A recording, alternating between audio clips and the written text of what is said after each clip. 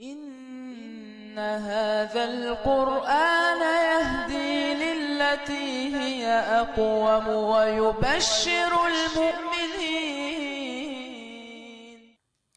اعوذ باللہ من الشیطان الرجیم. بسم اللہ الرحمن الرحیم. الحمد للہ رب العالمین والصلاة والسلام علی اشرف الانبیاء والمرسلین محمد المصطفیٰ وآلہ الطیبین الطاہرین المعصومین. اما بعد فقد قال اللہ سبحانہ وتعالی فی محکم کتابہ بسم اللہ الرحمن الرحیم. شہر رمضان الذی انزل فیہ القرآن ھدی للناس وبینات من الہدی والفرقان.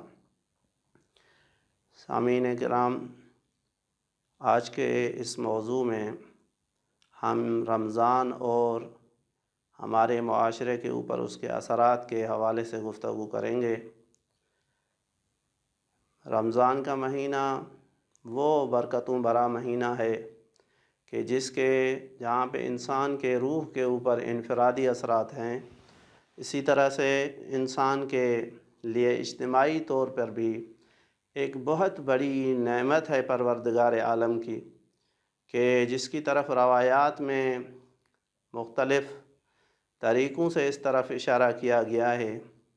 اور یہی وجہ ہے کہ رسول خدا صلی اللہ علیہ وآلہ وسلم اور ائمہ معصومین علیہ الصلاۃ والسلام نے اس مہینے کے بہت سارے فضائل ذکر کیے اور لوگوں کو تشویق فرمائی کہ اس مہینے کے لیے اپنے آپ کو آمادہ کرو اور اس مہینے کو اپنے لیے ایک سرمایہ سمجھو تاکہ تم اس سے مستفید ہو سکو. جیسا کہ خطبہ شعبانیہ میں رسول خدا صلی اللہ علیہ وآلہ وسلم نے فرمایا ہے: ایھا الناس قد اقبل الیکم شہر اللہ بالرحمت والمغفرت. اے لوگو، تمہارے پاس اللہ کا مہینہ اپنی رحمتوں اور برکتوں کے ساتھ اور مغفرتوں کے ساتھ آ گیا ہے. شہر ہوا عند اللہ افضل الشہور. یہ ایسا مہینہ ہے کہ جو اللہ کے نزدیک تمام مہینوں سے افضل ہے. اور ایامہ افضل الایام. اس مہینے کے ایام تمام سالوں کے اور زندگی کے تمام دنوں سے زیادہ افضل اور برکت بھرے ایام ہیں. ولیالی ہے افضل اللیالی. اس مبارک مہینے کی شبیں اور راتیں پورے سال کی راتوں سے زیادہ افضل ہیں. وساعاتہ افضل الساعات. اور اللہ کے اس مہینے کے ہر لمحے کا اگر حساب کیا جائے تو ہر ایک لمحہ دوسرے سال کے لمحوں سے زیادہ فضیلت رکھتا ہے. اور اہم نقطہ جو رسول خدا اپنی گفتگو میں یہاں پہ فرماتے ہیں وہ یہ ہے کہ دعیتم فیہ الی ضیافت اللہ. آپ تمام لوگ دیکھیں، خطاب ناس سے ہے، لوگوں سے ہے، اور ایک فرد کی طرف نہیں ہے. مومن کے لیے خطاب نہیں ہے، مسلمان کے لیے خطاب نہیں ہے. ناس کے عنوان سے جب خطاب ہو رہا ہے تو اس کا مطلب یہ ہے کہ اے لوگو، جو بھی لوگ موجود ہیں. ایک نقطہ یہ ہے. دوسرا، یہ انفرادی خطاب نہیں ہے، اجتماعی خطاب ہے. یعنی ناس جو اجتماع کی طرف اشارہ کرتا ہے. تم سب کے سب خدا کی ضیافت کی طرف بلائے گئے ہو. تمہیں خدا کی ضیافت کے لیے دعوت دے دی گئی ہے. اسی طرح سے فقط ایک اور حدیث میں ذکر کرنا چاہتا ہوں اس مہینے کے فضیلت کے لیے کہ حضرت امام سید الساجدین زین العابدین اس مہینے کی فضیلت کے لیے فرماتے ہیں: السلام علیکہ یا شہر اللہ. اے اللہ کے مہینے، شہر اللہ الاکبر، جس کی اہمیت یہ ہے کہ وہ اللہ کا سب سے بڑا مہینہ ہے. ویا عید اولیائہ. جو لوگ اللہ سے محبت رکھتے ہیں ان کے لیے یہ مہینہ عید ہے، خوشی کا باعث ہے.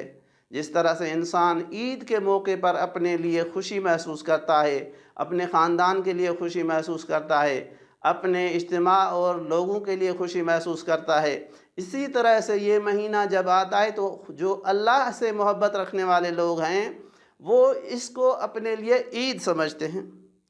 अस्सलाम अलैका या अकरम मसहूब मिन अल-औक़ात, यानी औक़ात में से जो सबसे ज़्यादा वो साथी जो ज़्यादा से ज़्यादा इज़्ज़त चाहता है और इज़्ज़त रखता है, वो ये महीना है।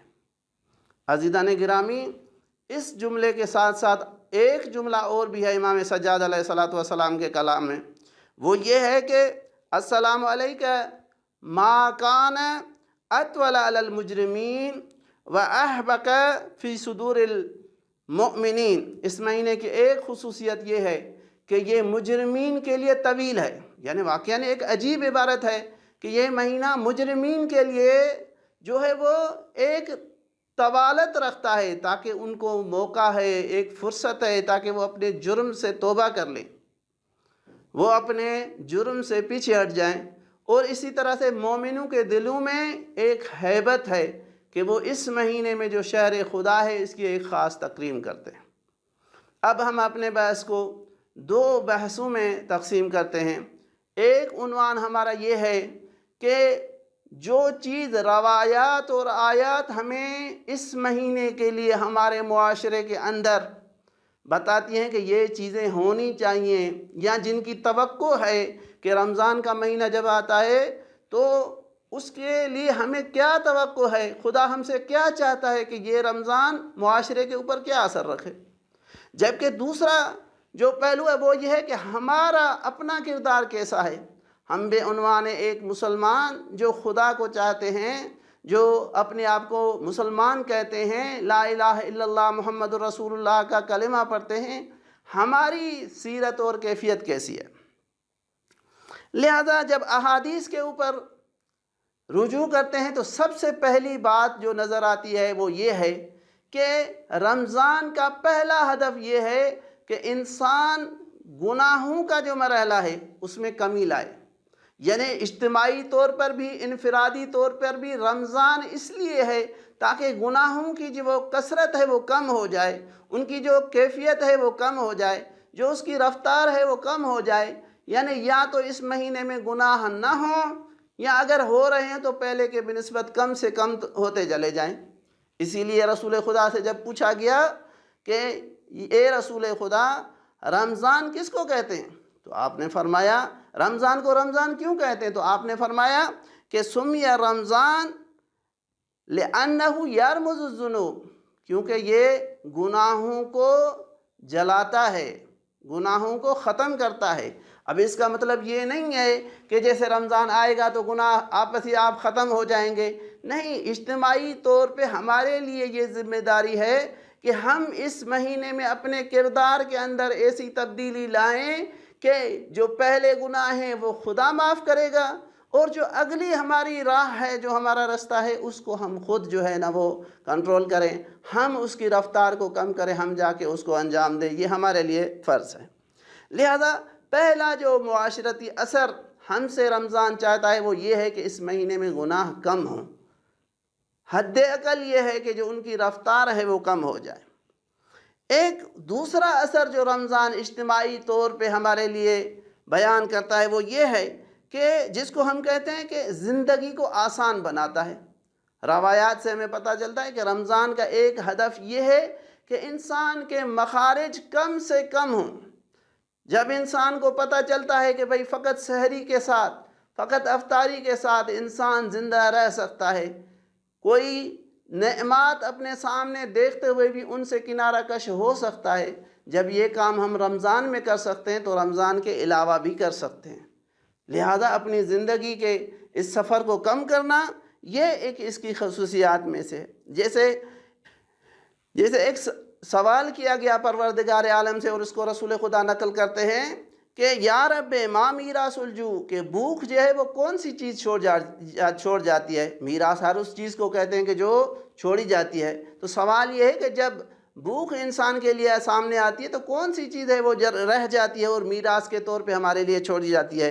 तो फरमाते हैं खिफ़्फ़तुल मऊनत बैन अन्नास व क़ौल सिद्क़, यानी दो चीज़ें हैं। एक ये है कि इंसान की ज़िंदगी गुजारने का जो तरीका है वो खिफ़्फ़तुल मऊना, वो कम हज़ीना हो जाता है, कम खर्च हो जाता है, और इंसान हक़ की ज़बान बोलने लगता है। और अहम नुक्ता यह है वला युबाली عاش بیسرن او بعسرن، اب اس کے لیے فرق نہیں پڑتا کہ زندگی آسانی میں گزار رہا ہے یا مشکل میں گزار رہا ہے۔ یہ انسان کو رمضان سکھاتی ہے۔